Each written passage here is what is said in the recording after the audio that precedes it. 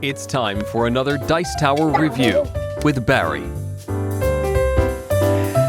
Hello chaps and chappets, and welcome to another Board Games Everybody Should... ... When you were a child growing up, did playing games inspire you? So like when you were playing a game, did it make you want to be a doctor? Or did a game make you want to be a game designer? Well, in this video I'm going to take a look at a game where players play doctors, scientists, researchers, all trying to help each other to cure the many viruses which are trying to decimate the population of the world. Yes, it's pandemic. Yes, the right way up as well. And before you say, no, Barry, stop, Barry. We do not need another pandemic review. Well, I beg to disagree. We need as many reviews of Pandemic and any other game as we can possibly get. The same as we need as many good doctors on this earth as we can get. Okay? So what I'm going to do is I'm going to show you roughly how to set up, roughly how to play, and then I'm going to give you my impressions, and also I'll show you something which you've never seen in a Pandemic review before.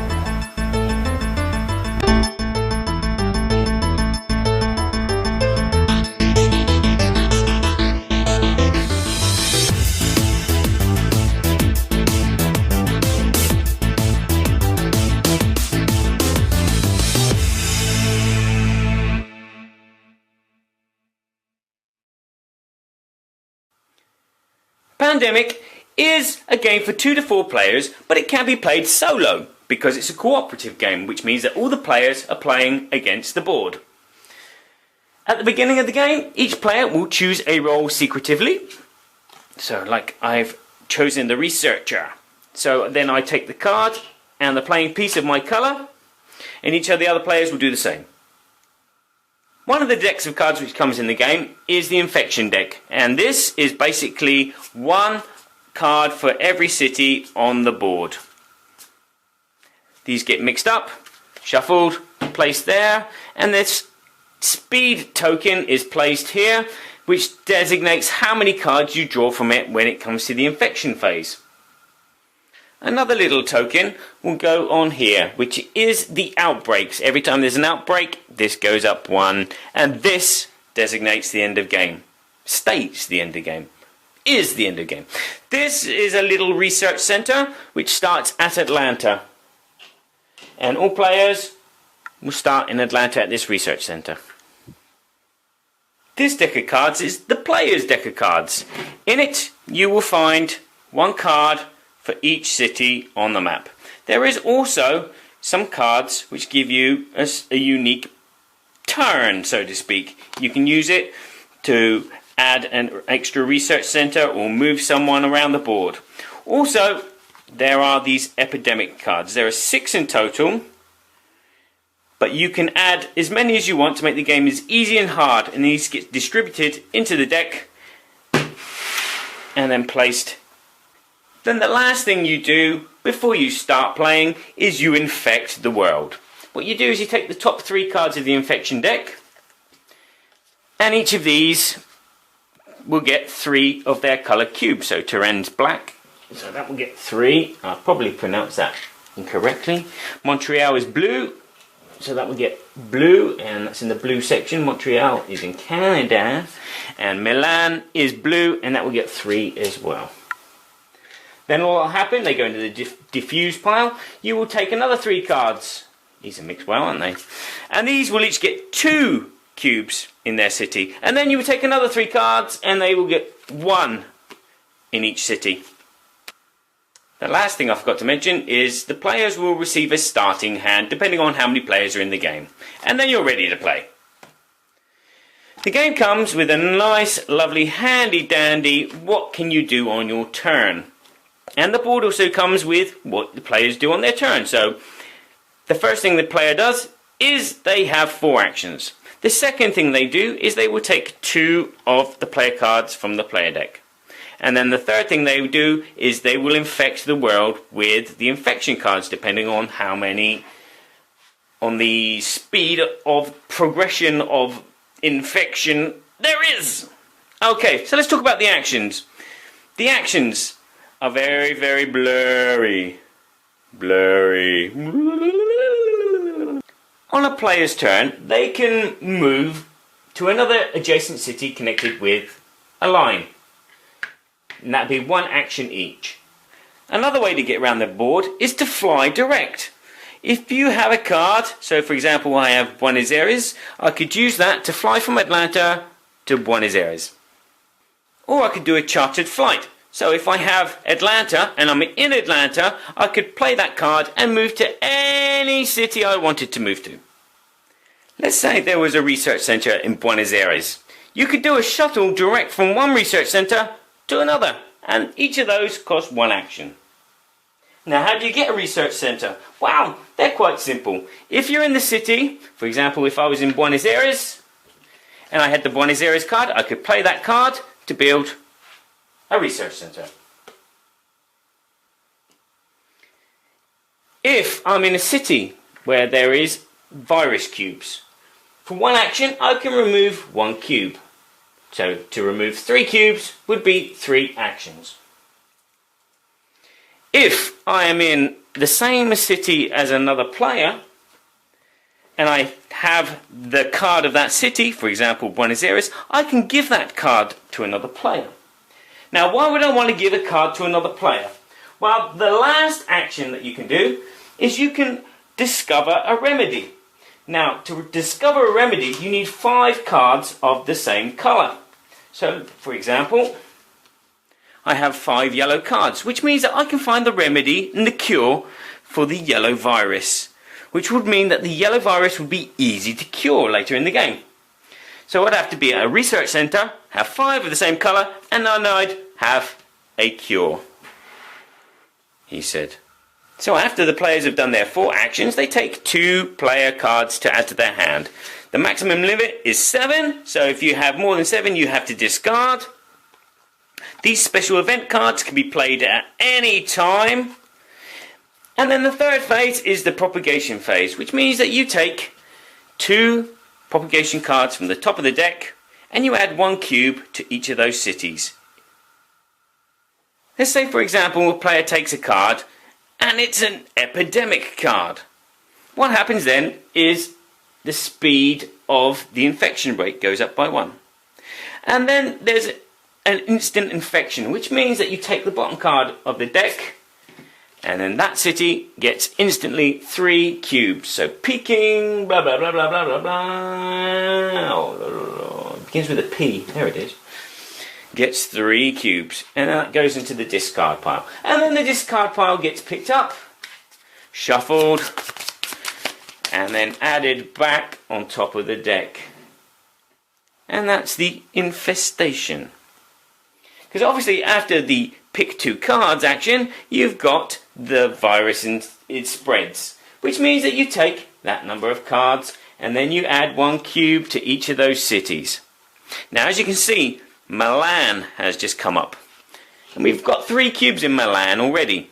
So what would happen is that would be an outbreak. When you have more than 3 cubes in a city, each city next to it gets 1 cube of that same colour virus. And obviously the infection rate will go up by 1. And 1 for each outbreak. So you can have a big chain of outbreaks throughout the game, which can be devastating. The game will end when the players discover all 4 remedies for the viruses. Ignore this one's from an expansion. When the outbreak rate reaches here, it is game over and the players have lost. If you take an infection card on the infection phase and it tells you to put that colour cube somewhere, but there are none because they're all on the board, you've lost. And when it's time for you to take 2 cards from the player deck and there are none, you've lost. Summing up for Pandemic, because that's what I do. Pandemic is a board game that everybody should examine under a microscope before purchasing. How can you say that? Okay, let's go through this bit by bit. The rulebook, crystal clear. The rules are set in stone, simple to follow, easy to play. It's a kind of a easy to medium kind of game. The components of this version, because this is like a revised version, are very, very nice. A lot better than the first version, if you ask me. The crystal clear cubes, perfect for a virus. There is some of the player colours which are a bit hard to distinguish, and sometimes when we've played games we've moved the wrong piece, so maybe, you know, that could be worked on, a bit more distinguishation between the colours of the characters. The artwork is nice, it's a nice style, it's different, it stands out. The gameplay is solid. There's nothing wrong with the game at all. It works really well. The fact that it's cooperative and players are communicating with each other and donning ideas is brilliant. Playing in a group, you may think that I am the alpha gamer. I'm not the alpha gamer. Okay, I can be, but I choose not to be. I am the kind of person that will suggest things, because in this game there is lots of different avenues that you can go to. You've got 8 different actions that you can do, but on your turn you can only do 4. And most of those will be moving and clearing up viruses.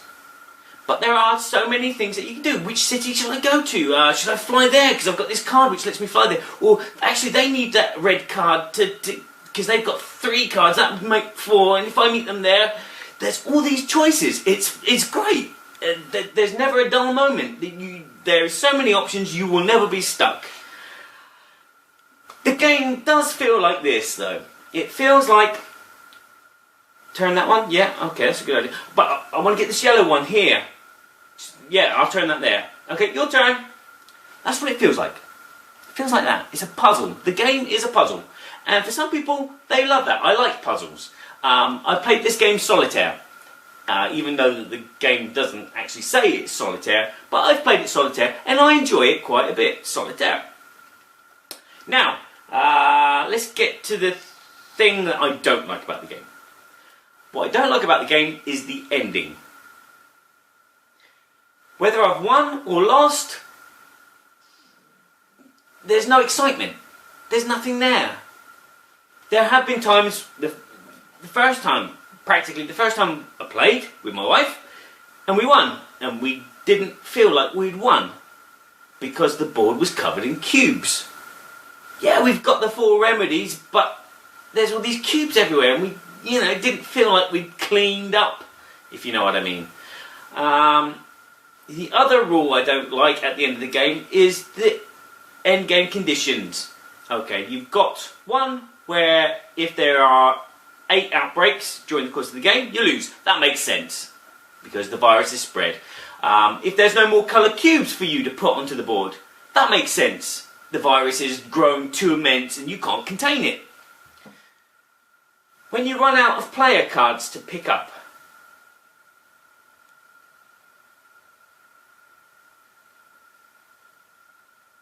doesn't work for me. When there's no more cards left to draw, it's the end of the game. You've lost. It's null. It's nil. It's 0. It's zilch. It's nothing. If you could eliminate that rule, brilliant. Don't get me wrong. I like cooperative games. I've played Arkham Horror. I've played Legend of Andor. And when you win or lose, you've got a great emotion boiling up inside you. You're high-fiving if you win in Arkham Horror. You're high-tenning if you're playing Legend of Andor and you win. When you win in Pandemic, it's like, we've won. Oh, okay. My wife carries on playing after we've won because she wants to clean up. She wants to eradicate all of the viruses. She loves the game. Lots of people love the game. But, you know, it's like you order your meal at a restaurant. You have a nice starter. You have a gorgeous meal. And then your coffee and dessert stink. You go away from that restaurant with a sour taste in your mouth. Literally. And that's how this game makes me feel.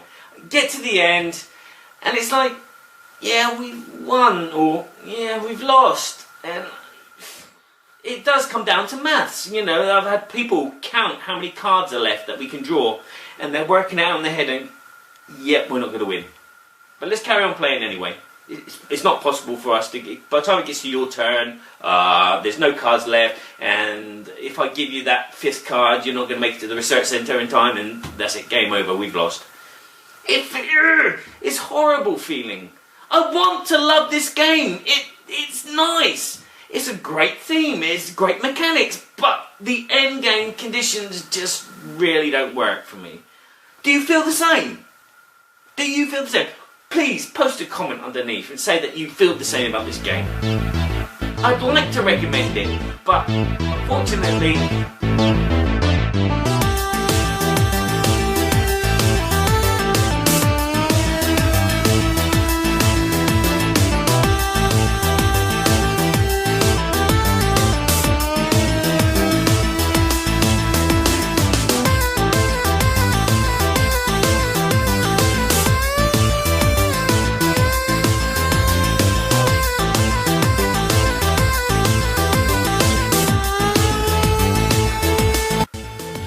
And the last thing, I wanted to show you something different which no one's ever seen in a pandemic review. That's the back of the box. There you go. Oh!